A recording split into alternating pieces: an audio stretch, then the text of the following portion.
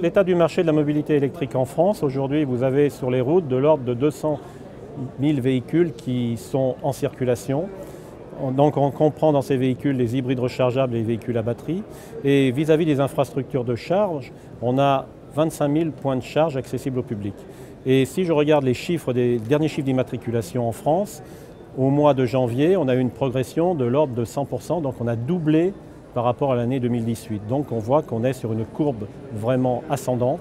Et tout ça pour atteindre les objectifs de la France qui sont partagés entre le gouvernement et la plateforme de la filière automobile, qui sont 1 million de véhicules à 2022 et 100 000 points de charge à cette échéance-là. Donc on se met en ligne de marche pour atteindre ça.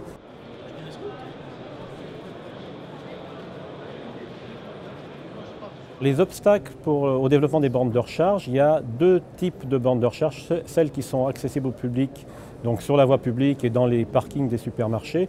Là, je dirais les obstacles, c'est financier. Il faut uniquement faire en sorte qu'il y ait certaines aides qui permettent d'implanter rapidement ces bornes de recharge. Et l'Aver France, justement, à travers le programme Advenir, apporte une aide financière à ces points de charge. Le deuxième obstacle, c'est les points dans les copropriétés, où là, vous avez des problèmes de délai.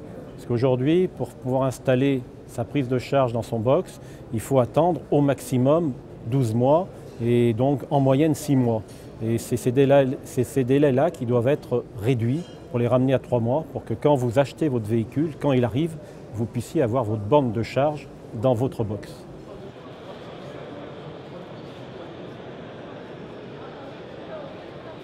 La loi des mobilités va apporter des gros avantages aux véhicules électriques, comme finalement le stationnement gratuit, les zones à circulation restreinte où ces véhicules-là pourront évoluer sans problème, ou alors d'autres points sur la mise en place des infrastructures dans les immeubles en copropriété, simplifier toutes les procédures et surtout finalement faire en sorte que tout soit très clair et simple pour l'utilisateur du véhicule électrique.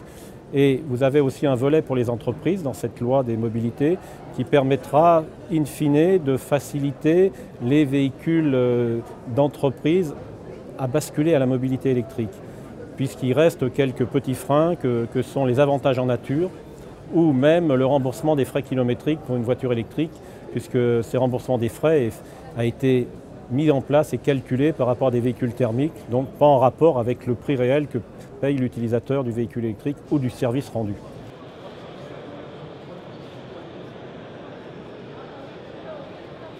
On est en train de travailler d'arrache-pied là-dessus par la mise en ligne d'un site dédié aux véhicules électriques, d'un site d'information qui s'adressera à la fois aux professionnels et aux particuliers pour l'accompagner à passer à cette mobilité électrique.